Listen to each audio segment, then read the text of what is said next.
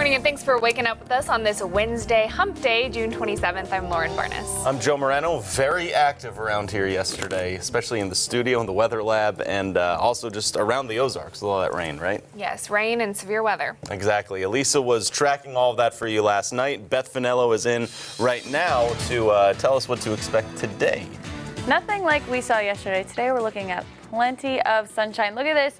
In Dixon, Missouri, you can barely see through all of that rain. We got so many pictures, so thank you guys for sending all those. This tree was uprooted in parts of Lebanon from the wind that we saw, and this was in Brookline, Missouri. So we are not seeing much of anything really on the radar right now. Just a little shower just south of Bolivar and Buffalo.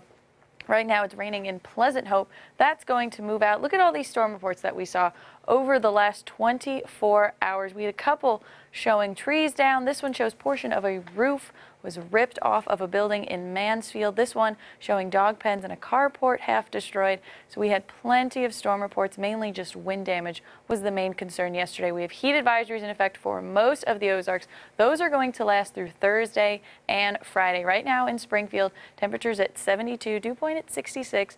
So it's a little bit humid, and that humidity is going to continue to build through the rest of today and really through the rest of the week as well. Temperatures across the Ozarks in the 70s and in the 60s. I'll tell you how hot it's going to be when we could see a next chance of rain coming up in just a little bit.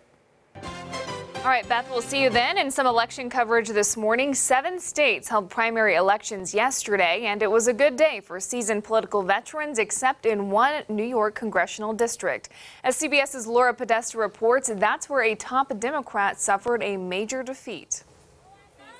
In an upset that could send ripples throughout the Democratic Party, 28-year-old Alexandria Ocasio-Cortez beat 10-term New York Congressman Joseph Crowley. The political newcomer has been a darling of the progressive wing. Talking to your neighbor, authentic grassroots organizing, and taking the stand of rejecting corporate money is a viable position in American politics. Crowley is the first congressional leader to lose a primary since Republican Eric Cantor in 2014. President Trump avoided embarrassment in South Carolina. Incumbent Governor Henry McMaster won the GOP primary one day after the president held a rally in support of him. But our team, ladies and gentlemen, right now extends from the White House to the State House to your house. In Utah, former presidential candidate Mitt Romney won the Republican primary to replace retiring Senator Orrin Hatch. He's fought conservative battles time and time again. We're going to miss him. I'm going to do my best to keep those battles and those fights going forward. And in Maryland, former NAACP president Ben Jealous won the Democratic nomination for governor. He's hoping to become the state's first African-American governor. Laura Podesta, CBS News, New York. Also in Maryland, Chelsea Manning lost to Democratic Senator Ben Cardin. Cardin beat Manning and 6 others as he looks to win a 3rd term. Maryland State Board of Elections had a computer problem, though, and was contacting as many as 80,000 voters affected by that glitch. Those who filled out provisional ballots, which will not be counted until July 5th. Some local news for you now. The U.S. Department of Transportation has launched a new type of grant called BUILD that allows cities to apply for money that could be used for transportation development. The grant is competitive, but the city of Springfield has officially applied for the money. The city is asking for nearly $25 million with a 20% match from Springfield to build a corridor that connects Bass Pro's Wonders of Wildlife Museum and Aquarium all the way to downtown Springfield. So the proposed plan, you see the map right there, has been dubbed the Grant Avenue Parkway Trail Connection Project. Color 10 spoke to Cora Scott, who's the Director of Public Information, who says the plan is to use existing greenway trails in an effort to make a path that would connect through neighborhoods off of city streets between Sunshine to Commercial Street. Scott also says getting the money is somewhat of a long shot, but with the increase of tourism from the Wildlife Museum and Aquarium, the city is hoping that momentum will push federal officials toward awarding Springfield the money. The project also hopes to alleviate traffic congestion and improve pedestrian safety. We got through it all. It is a hump day. All right, the Southwest Electric Cooperative is asking for your help in catching a couple of thieves that stole thousands of dollars worth of copper wire. The co-op says last Friday, 2 men cut the fence to a warehouse in Bolivar. They used a Dodge Ram pickup hooked up to a flatbed trailer.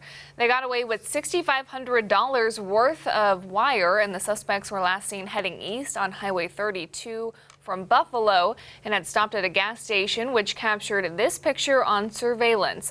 A $1,000 reward is being offered with any information leading up to an arrest.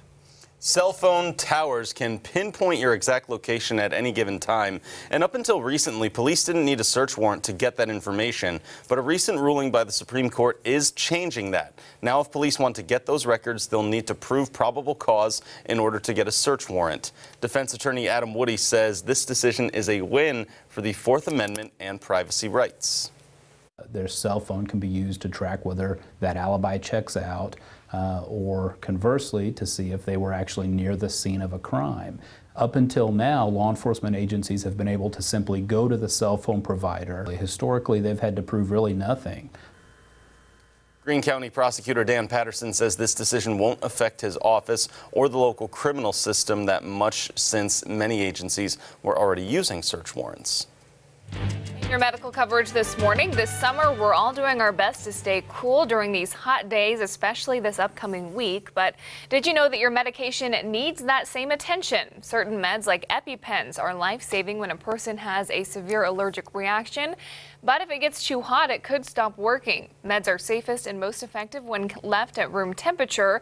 A pharmacist at Dan's Discount Drug Mart explains that you should avoid keeping them in the kitchen, bathroom, as well as your car, where the heat can cause them to lose potency. When your medications get hot is they degrade more quickly, and so that expiration date that you see on your package is no longer valid. That's basically what the medication breaks down faster at higher temperatures. So that's why it's really important to keep things out of the heat. And a newer trend, if you have mail order prescriptions that get left on your doorstep, it's also important to get them inside and out of the heat right away. Still ahead on Daybreak, Toyota has a recall on some of its Lexus cars. Plus, Beth is tracking the aftermath of all that nasty weather.